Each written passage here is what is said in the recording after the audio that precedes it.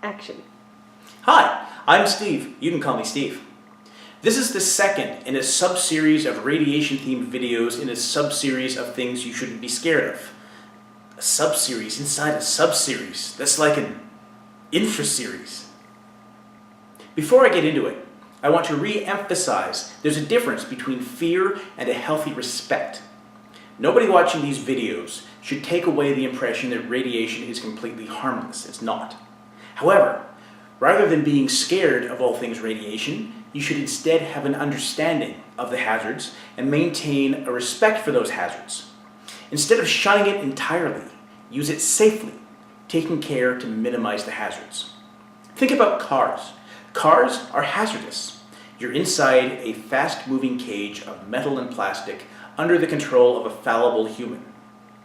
Cars have a pronounced tendency to run into things.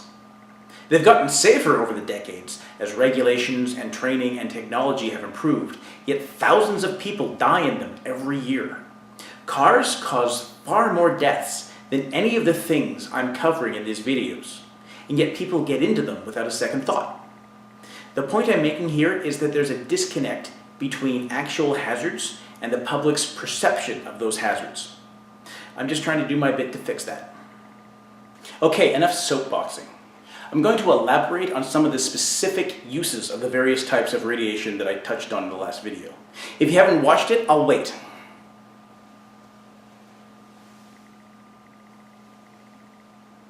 You're back? Great. As I did in that video, I'll start at the low energy end of the spectrum. A lot of people are convinced that their cell phone will give them cancer. This is absolutely not true. Remember, the amount of damage radiation does depends on how much energy it carries. I'm a chemist. We tend to visualize radiation as being carried in photons, which are little packets of energy zipping along.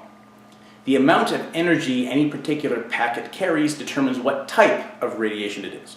Radio, microwaves, light, X-rays, what have you. Cell phones operate on radio waves, which are very, very, very low energy. Being hit by a radio photon is like being hit by a cotton ball. You barely notice it. So what if we increase the amount of photons? What if we increase the intensity? It turns out that's like being hit by a whole bunch of cotton balls.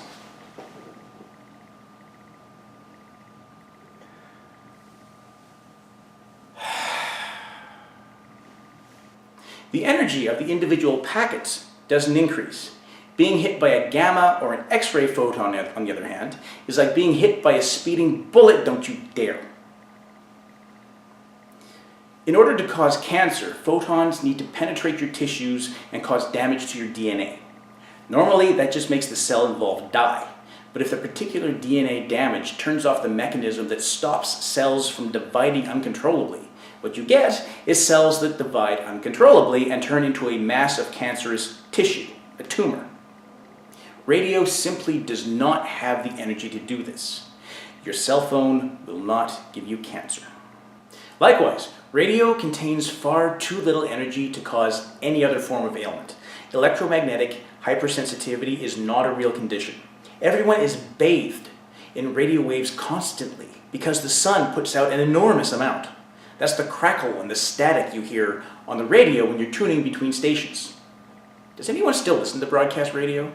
I do because I'm old. Do the kids today use it, or is it all Spotify and downloads on their iPhones? I digress. Anyone who claims to be allergic to their Wi-Fi is actually exhibiting symptoms of some other underlying physical or mental condition. If they were really sensitive, they'd have to live in a cave or down a mine, because the sun would make their lives unbearable. They shouldn't be ridiculed, however. They do have some sort of condition, even if it's not what they think it is, and they should get help for it. Microwaves are another form of radiation that tend to scare people. They're slightly more energetic than radio. It's like being hit with a styrofoam ball instead of a cotton ball. Really? We're still doing this? Microwaves heat your food by exciting the water molecules it contains. They incite the water to move around faster, which translates to heat. They can also do this to your tissues, which is why microwave ovens are designed to ensure that no microwave radiation can escape.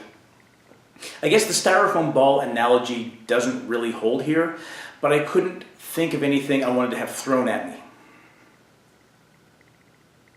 Still, it takes a lot of exposure to cause harm. The cooking applications of microwaves were discovered at a radar installation. A worker stood in one of the beams and discovered much later that a chocolate bar in his pocket had melted. Occupational health and safety concerns about food in the workplace aside, the implication here is that he didn't notice any ill effects in himself and wasn't harmed. The chocolate melted long before the microwaves posed a danger to humans. Action? I've had an idea. Any workplaces with microwave beams could have pieces of chocolate as early morning devices. They could shape them into little canaries. Kids, ask Google.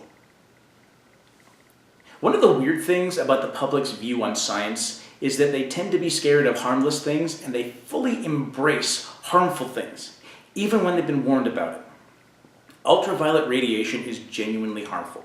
It causes skin damage and skin cancer, but it also gives you a nice tan while you're young before it turns your skin to leather in old age. The same people who are worried about brain cancer from their cell phone will voluntarily climb into tanning beds and subject their skin to UV irradiation. You might look great in the short term, but it ages you. I look 10 years younger than I really am because I don't do this. It takes a lot of lack of effort to maintain this blinding pallor. Anyway, those are only a few of the radiation-themed fears. I'll cover more in the next episode. Thanks for watching. I've been Steve.